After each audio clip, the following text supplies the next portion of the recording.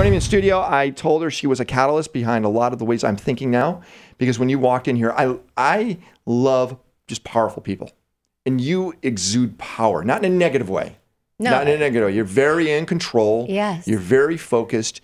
You're mission driven. How do you know all this? I study you. I've stalked you now.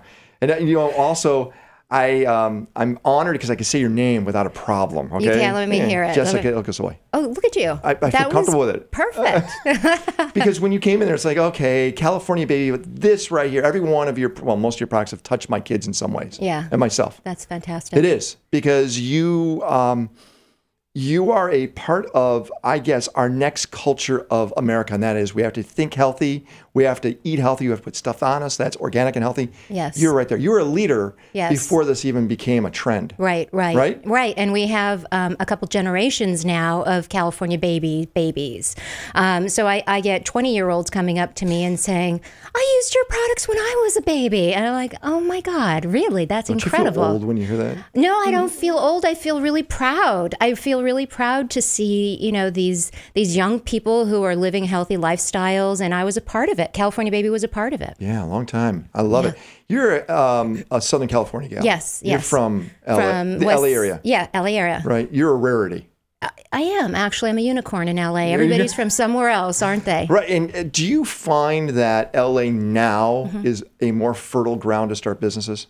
I think so. I think LA just in general is fantastic. I mean, I've always loved LA, but I think just with fashion and music and food and art, and I just think everybody wants to be in LA right now. I think people are I noticed that. Yeah. You could tell on the 405. Right, exactly. But what does it have that's unique that other communities have, but maybe people don't dive deep enough to find it? What does LA have? Well, it's funny because people ask me this question a lot, especially from the East Coast. They go like, all these great companies are coming out of California. What is it about California that create, and I think we have freedom here. I love the fact we just have personal freedom. I could dress any way I want and nobody's going to judge me. And I feel like, I feel like it's a very accepting place, and I feel like it's spread out enough that we have space to do our thing. Makes sense. You're saying like on the East Coast, you have a uniform you have to wear in some cases. I see that, because they've got seasons. We don't have seasons. So we basically can dress any way we want all year round. I love not having seasons. I like TiVoing winter. Yeah. Just watch it later. Yeah. So why did you have this passion, or let me rephrase this, the care to create the passion to make this company?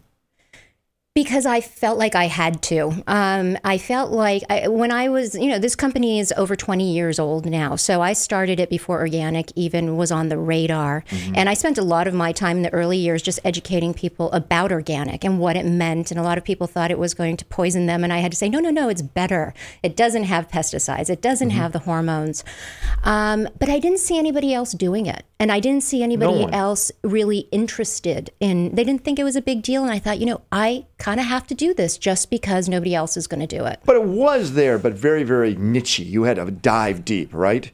I mean, you had to go to farmers markets or something like that to find something that was organic in your category. Right. Well, exactly. No, I mean, the reason I started California Baby is because I started looking up the ingredients in the shampoo that I bought at my local health food store, and I compared it to the conventional shampoo, and they were very much the same. And that's what shocked me. So sodium lauryl sulfate, synthetic fragrances, preservatives, it just said natural fragrance. Oh, the word natural is dangerous. The word natural is very dangerous, actually. And I feel like now, just kind of fast forwarding, natural and organic has become very popular, which is wonderful. It's accessible to more people. But then there's this possibility for greenwashing. And I feel like with the growth of the industry, we've got players coming in who are in there to make a buck, which is fine. It's, it's business, but they can't change what we are and what we stand for. I get that, but with transparency today, that greenwashing would be recognized, right? One would think. Let's explain what greenwashing is. Well, greenwashing is just saying that you're organic, but what's in the bottle is not organic, but the label says it's organic. And so the consumer, not knowing any better, goes and looks on the store shelf and says, oh, this is an organic shampoo. I mean, food is highly regulated. Okay, so organic food is going to be very difficult for you to buy something organic broccoli that's not organic. But in the skincare industry, it's not like really that. not regulated. But do companies like Whole Foods, I think Target's trying to really dive deep into this, Right. aren't they scrutinizing that term organic? They are creating standards, but there is no policing of it. So if I came to you and I printed a label and I said, okay, Whole Foods, this meets your standards, they basically would just take one's word for it. And like, nobody's coming and investigating their facility. Wow, I'm really surprised to hear this. Yeah. Because when I go to a retailer, I'm hoping that they do have a standard They do. that goes along with it. Well, a criteria saying this is really organic and this is at the level of what you're at. You're at the highest level of organic then. Right. We are the highest level because what's different about California Baby is that we actually manufacture our own products. So most of these companies have a third-party manufacturing, So you either control it, everything. in the U.S. or in China or wherever. We make our own products. We deal with our own suppliers. I do site visits. I fly. I go to their farm. And I make sure I test. I randomly test what they say. And I only deal with the top suppliers anyway. But I always tell them that here's your spec sheet because I'm going to send it out to a lab and I'm going to just randomly test it. I have a person in-house who's called our brand integrity manager, and her job is just to make sure that our products are what we say they are. And you also have a brand new product SKU. Let's talk about this today. It's not just about babies. Right. It's also Yes. about kids. Yeah, we've become California Baby plus kids. Plus kids. Plus kids. And, it's funny because parents have been asking me for years, my kid doesn't want to use a baby product anymore. And it usually happens when they go into kindergarten. And all of a sudden it's not fashionable to be a baby in I get it. K1. It's all to them, actually. It's branding for the kids, more or less, is the problem, right? Yeah, it is. It is because parents would ask, and my big solution was, well, just take the label off. Here's my marketing mind, right? And then finally I was like, hey, California kids, let's do that. You got it? Is it out now? It's right, yeah. I got to share this. Okay. So you are, please don't take the word wrong, a control freak. Yeah, I am. Yeah, you are. I am. But it's to the benefit of the business. I'm not a control freak in my personal relationships. No. But in my business relationship, I'm a total control freak. Yes, and I love Yes, that. yeah. So much so that California Baby protects every single ingredient to a point to where you bought a farm Yes. to harvest flowers Right. Yes. as one of the major ingredients in one of your products. Yes, exactly. So we're very much, I think if you would say, what is California Baby about? I think probably lavender, French lavender was one of the ingredients that we've used and people love our calming. Yes. But I think next to that would be calendula. Calendula is a little flower, pot marigold flower that imparts soothing properties to the skin. And we use a lot of it. And so I was contracting with organic farmers, and there are only, and this, going back to the control freak, I like things done a certain way, and there's only a certain few farmers who will do it the way I like it. But then they tend to be small, and they weren't able to supply us. So I said, you know what, we got to do this ourselves. And we need to So I'd been looking for land for a long time, actually, for about 5 years, and finally I came across this property in Santa Barbara County, and that moment where you go, this is it. And I turned to my husband, my poor husband, and I said, I'm buying this property, and if you give me a problem, I will divorce you. No. And I said that because I'll never let you forget it. Like, I'll be talking, I'm that way. I'm so obsessive compulsive that I'd say, God, I can't believe that farm. That was such a great farm, and we didn't get it. But we got it. And he walked away. He said, do whatever you want. Okay, now what? He let me do it. Let me take you now to the cool factor, all the listeners out there. Okay. You didn't build a big home on there. No, there was no home on there. It was just land. You didn't build a big home. Right. But when you're up there, what do you stay in? I was staying in Airstream because we were like, well, there's no house here. And I was love that you do that. Airstream. So I immediately went and bought an Airstream. And they're very wonderful. I mean, they're totally eco-friendly. I don't know if you know that. They have a whole green line. It doesn't off gas, and it does everything you want it to do. It's just a throwback in some ways, too. That's fantastic. Neighbors don't complain? I don't see my neighbors. I'm like Abe Lincoln. I don't want to see my neighbors. As soon as I see them, I move. Hey, now another thing interesting about California Baby, it's certified. The company is certified as as women owned. Yeah. Now, this was an interesting ordeal for you to get that certification. Yes. It's California Baby had always been women owned because I was the majority owner. I'm in business with my husband. He handles all the business side, and I do the products and the marketing and the formulation and all of that. But there's a certification, just like organic. You know, you can say you're organic, but unless you're certified where somebody comes and checks every single step, it's not certified. So they come in and they check it. So women-owned businesses that are listening right now, is it important to go through that process? Does that help you? It is. First of all, it puts you into a network of other women-owned business because there's a certain criteria. But then retailers have, and most companies have a diversity program. And so they will look at you and you kind of get a little bit of special attention. You know, you get a little bit of mentoring. Big brands. Some big brands help you out, like Target and so forth, exactly. Right? And if there's two companies and they're exactly alike and one is women-owned, they will go with the women-owned because they need to increase the diversity. I love that. Okay. Yeah. Do you know the website for people to go to learn more about that? It's WBENC. They call it WeBank. So it's Women Business Enterprise something. Got it. But it's WeBank. That's where you go. Yeah. How long did it take you to get that certification? You know what I have to say? I say that an IRS audit is easier than getting that certification. I had a consultant help me because they ask for a lot of paperwork. Taxes, financials, they come and do a site visit. They want to see everything because companies know that there's an advantage and they'll say, oh yeah, we got a woman. She answers the phones. I know, but I get it. So you are certified. Yeah. Congratulations. That's great. Yeah. Let's have some fun real quick. Let's put 60 seconds on the clock. I'm going to ask you a series of questions. Okay. First thing that pops in your head. Yes. Don't get nervous. First thing that pops in your head. It's okay. That's what I want you to say. We call it the 60-second CEO. You ready? Yes. CEO of California Baby, Jessica Iclisoy. 60-second CEO. Let's go. What's your favorite movie of all time? All that jazz. Favorite entrepreneur? Steve Jobs. Favorite flower? Calendula. What is your favorite car? Audi. I would say Audi because it's my first car. If you had $1 million in your back pocket, money meant absolutely nothing, what would you spend the money on? A massage? Great massage. A favorite brand besides yours? Favorite brand. I love Prada. I think they do a great job from top to bottom. Favorite app on your phone?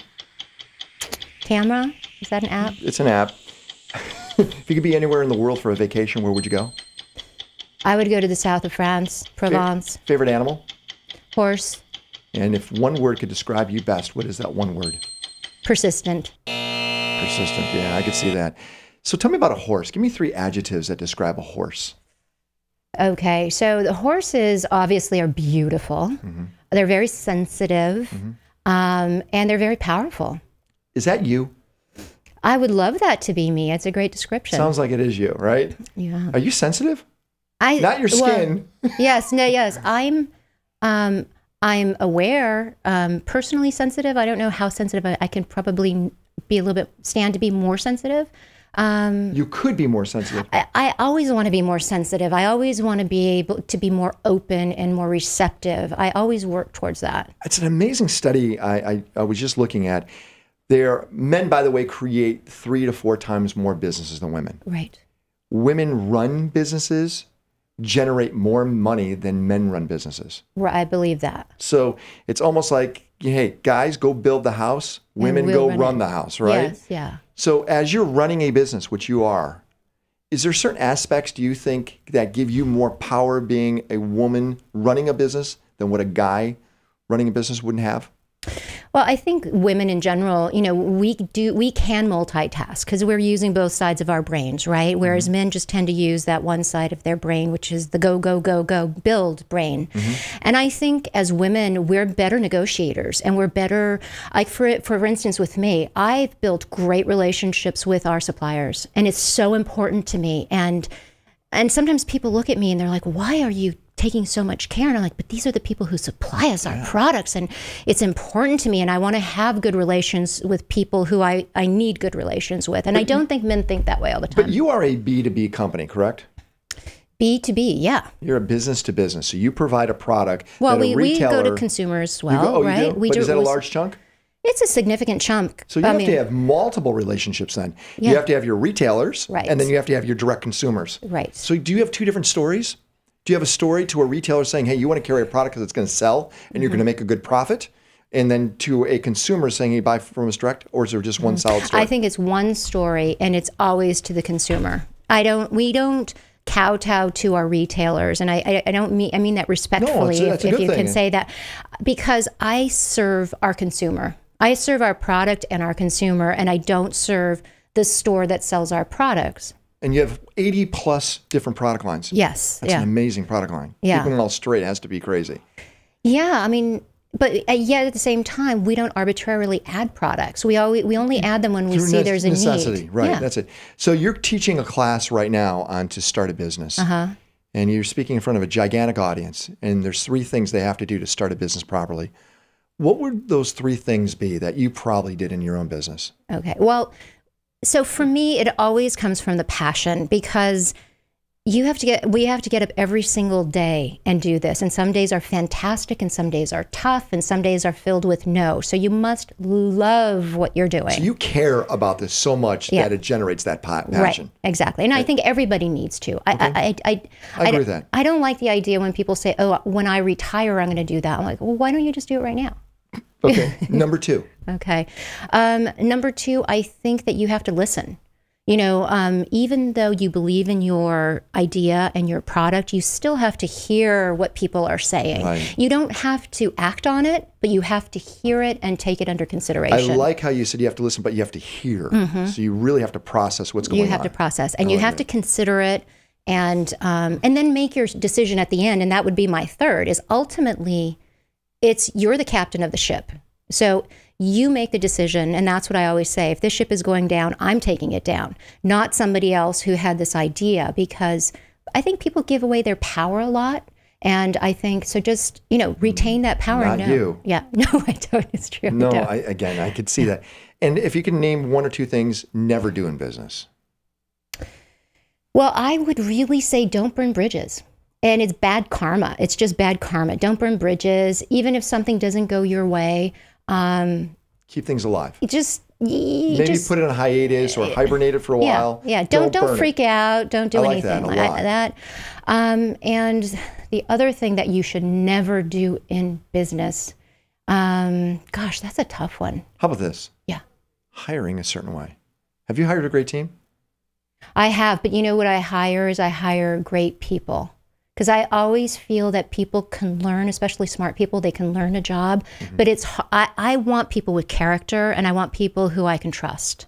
And how big is your culture now? How many people are working for you? We're still a small business. We're a small to medium business, so we can go from between 50 and 60 employees. Yeah, that's a great environment. Everyone gets to know people's names, and you have probably a great picnic every once in a while. Right. Well, now up in our Santa Barbara County property. And everything smells good. Jessica, thanks a lot for hanging out with us. People want to find out more. What's the website? It's CaliforniaBaby.com. And it's almost every age group can use your products. Yeah. Adults with sensitive skin. Everyone. Yeah, absolutely. Everyone. And you can find it everywhere. You can find it definitely at Target. You can definitely find it at Whole Foods, specialty stores. We've kept our distribution small because, we're a specialty line. Or online. Or online at California Baby. There you go. Jessica, thanks a lot. Thank you.